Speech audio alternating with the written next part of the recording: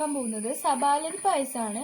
അപ്പൊ അതിനു വേണ്ടിയിട്ട് നമ്മൾ ആദ്യം തന്നെ എടുത്തു വെച്ചിട്ടുള്ളത് സബാലരിയാണ്. നമ്മൾ 150 ഗ്രാം സബാലരി ഇതുപോലെ വെള്ളത്തിൽ കുതിർത്തി മാറ്റി വെച്ചിട്ടുണ്ട്.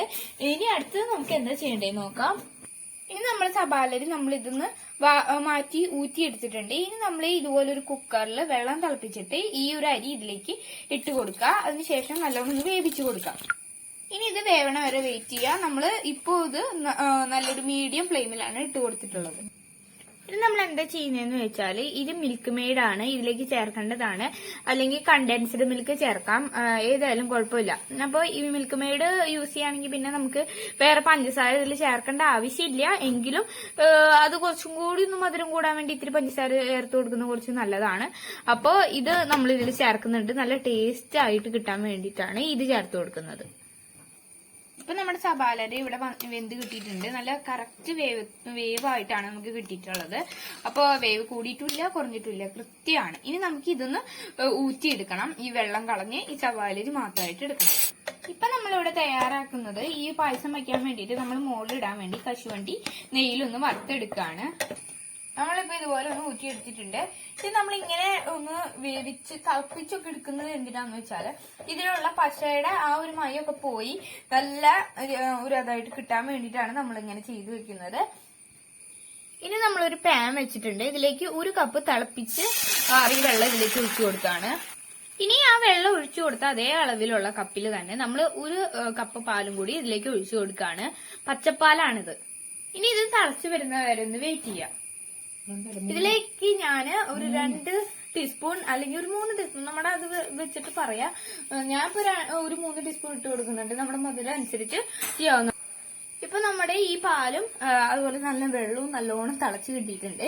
ഇത് നമ്മള് ഊറ്റി വെച്ച നമ്മുടെ ഈ സബാലരി ഇതിലേക്ക് ഇട്ട് കൊടുക്കാൻ പോവാണ്.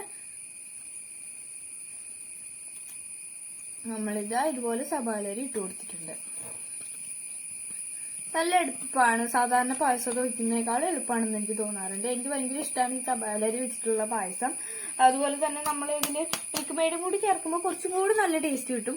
പഞ്ചസാര മാത്രം ചേർത്ത് കഴിഞ്ഞൊരു അത് കിട്ടില്ല. പക്ഷെ ഈ മിൽക്ക് മെയ്ഡ് എന്ന് വെച്ചാൽ മിൽക്ക് മെയ്ഡ് യൂസ് ചെയ്യുന്നതിനേക്കാളും നല്ലത് കണ്ടൻസ്ഡ് മിൽക്ക് യൂസ് ചെയ്യാം. പക്ഷെ അപ്പൊ പഞ്ചസാര നമ്മൾ കൂടുതൽ ചേർക്കണം. ഇതാകുമ്പോൾ മിൽക്ക് മെയ്ഡിൽ പഞ്ചസാര ഇടുന്നതുകൊണ്ട് തന്നെ നമുക്ക് വലിയ കൂടുതൽ പഞ്ചസാര ചേർക്കേണ്ട ആവശ്യമില്ല. അപ്പൊ നമ്മൾ ഇതുപോലെ ഇതിലേക്ക് ഇട്ടിട്ട് നല്ലോണം ഒന്ന് മിക്സ് ആക്കി എടുക്കുകയാണ്. നമ്മൾ ഉടയാതെ നോക്കണം, മാക്സിമം ഉടയാണ്ട് നോക്കുക. അതുപോലെ നല്ലോണം വേവും വേണം. ഇപ്പൊ നല്ലോണം ഒന്ന് വറ്റി വന്നിട്ടുണ്ട്. നമ്മൾ ഇതിലേക്ക് നമ്മുടെ മിൽക്ക് മെയ്ഡ് കൂടി ഒഴിച്ചു കൊടുക്കുക. നമ്മൾ മധുരം നോക്കിയിട്ട് വേണം എപ്പോഴും ഒഴിച്ചു കൊടുക്കാൻ, അല്ലെങ്കിൽ നമുക്ക് മധുരം കൂടിപ്പോവും. അപ്പോൾ നമ്മൾ ഇത്തിരി ഒഴിച്ചിട്ട് ഇപ്പൊ നമ്മൾ ഈ മിൽക്ക് മെയ്ഡ് ഇതിലേക്ക് ഒഴിച്ചു കൊടുക്കുകയാണ്. നമുക്ക് ആവശ്യത്തിനനുസരിച്ച് മിൽക്ക് മെയ്ഡ് ഒഴിക്കാം. കുറെ മിൽക്ക് മെയ്ഡ് ഒഴിച്ചാൽ ഭയങ്കര മധുരമായിരിക്കും കേട്ടോ. അത് സൂക്ഷിച്ചിട്ട് വേണം ഒഴിക്കാൻ. ഇത്തിരി ടേസ്റ്റ് ചെയ്ത് നോക്കിയിട്ട് പിന്നെ ഒഴിക്കാം. ഇത് ഈ ഒഴിക്കുന്നതിനൊപ്പം തന്നെ നമുക്ക് ഇളക്കി കൊടുക്കണം. അപ്പോ അത് നല്ലോണം അത് പാലായിട്ട് മിക്സായി കിട്ടും. മിൽക്ക് മെയ്ഡ് ഒഴിക്കുമ്പോൾ ആ നിറം കൂടി ഇത്തിരി ഒന്ന് ചേഞ്ച് ആവും. നമ്മൾ ഈ പായസമൊക്കെ തൂവെള്ള നിറത്തിൽ നിന്ന് ഒരു ചെറിയൊരു ഗോൾഡൻ പോലത്തെ ഒരു നിറമൊക്കെ വരുന്നത്, ഒരു ഓറഞ്ച് മഞ്ഞ നിറത്തിലൊക്കെ വരുന്നത് ഇത് ഒഴിക്കുമ്പോഴാണ്. ഇപ്പൊ ഇനിയിപ്പോ നമുക്ക് ഇതിലേക്ക് കുറച്ചും കൂടി നിറം, ഒരു ഓറഞ്ച് കളറൊക്കെ കിട്ടണമെങ്കിൽ ഇത്തിരി കൂടി നമ്മൾ മിൽക്ക് മെയ്ഡ് ഒഴിക്കുമ്പോൾ ഇത്തിരി കൂടി ഒരു ചെറിയൊരു മഞ്ഞ നിറം വരും.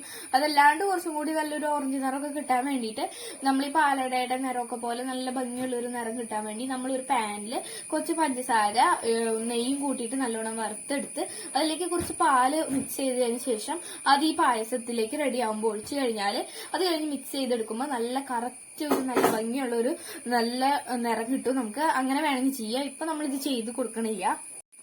ഇതിലേക്ക് ഞാൻ ഇനി ഇത്തിരി പഞ്ചസാരയും ഏലക്കായും പൊടിച്ചത് ഇതിലേക്ക് ചേർത്ത് കൊടുക്കുകയാണ്. അപ്പൊ ഇതിന്റെ ആ ഒരു മണം കൂടി നല്ലൊരു മണം കിട്ടാൻ വേണ്ടിയിട്ട് അതും കൂടി ചേർത്ത് കൊടുത്തിട്ട് നല്ലോണം മിക്സ് ആക്കി കൊടുക്കാം.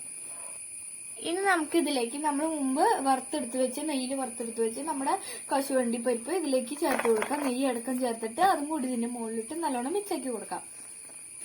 ഇപ്പൊ നമ്മുടെ പായസം ഇവിടെ നല്ലോണം വറ്റി നല്ല റെഡി ആയിട്ട് കിട്ടിയിട്ടുണ്ട്. ദേ കണ്ടോ, നല്ലോണം കൃത്യമായിട്ട് നല്ല പായസം ഇവിടെ റെഡി ആയിട്ടുണ്ട്. ഇനി നമുക്കിതൊരു ബൗളിലേക്ക് മാറ്റിയിട്ട് നമുക്ക് ടേസ്റ്റ് നോക്കാം. നല്ല പാകമാണ് എല്ലാതും. നമ്മൾ കശുവണ്ടി പരിപ്പും കൂടി ഇട്ടപ്പോൾ ഇത് പൂർണ്ണമായിട്ട് സെറ്റ് ആയിട്ടുണ്ട്. എല്ലാവർക്കും ഈ വീഡിയോ ഇഷ്ടപ്പെട്ടു എന്ന് വിചാരിക്കുന്നു. ഇഷ്ടപ്പെട്ടാൽ ലൈക്ക് ചെയ്യണം, ഷെയർ ചെയ്യണം, സബ്സ്ക്രൈബ് ചെയ്യണം. അപ്പോൾ അടുത്ത ദിവസം വേറൊരു വീഡിയോ ആയിട്ട് ഞാൻ വരുന്നതായിരിക്കും. ബൈ.